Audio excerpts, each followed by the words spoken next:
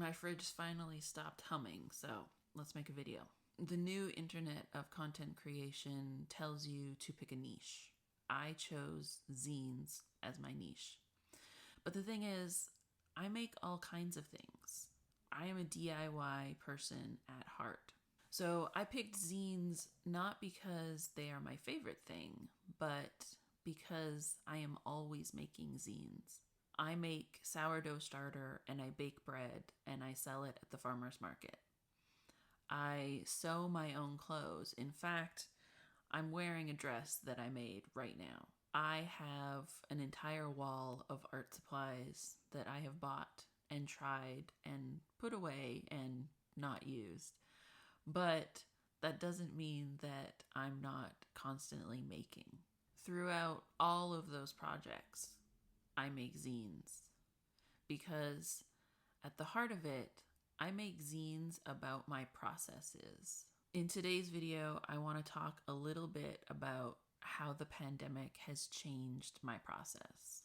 I'm a different person, and that means I have different processes. Most zines I make are 8 pages long. So today, I want to share 8 lessons that I've learned about making during the pandemic. Number 1, I've learned to forgive myself.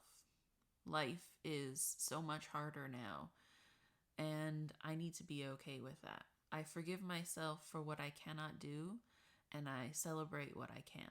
Number 2, break the task into the smallest piece. Not the smaller piece, the smallest. What can you do in 2 minutes? Do that thing. Number 3, take the time that you need. I have to stop measuring myself against how I used to be and what I used to be able to do.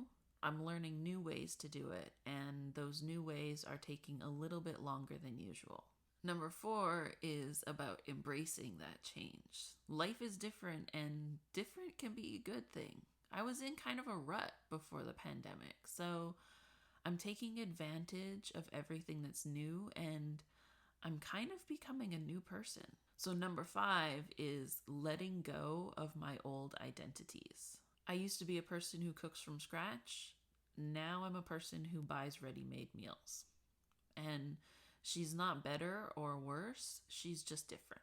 Number 6 is about unlearning my ableism. My life really changed when I started to think about my mental illnesses as chronic illnesses, as something physical rather than purely in my head. I don't have the same energy that I used to, and I've learned to stop pushing myself.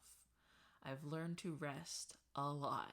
Number 7 is adapt your recipes. And this doesn't just mean cooking recipes, it means every process. If you don't have an ingredient, then you substitute something else that's gonna work. And it might be different, but it still works. I'm finding another way around to get to the same end result. And number 8 is let these changes lead you somewhere new. I'm making videos not because it's easier than writing. It's definitely not easier, but it's something new and my brain is excited about it again. This is the change that I needed to get excited about creating things again. I make videos now. I don't bake bread, but I'm still gonna make zines.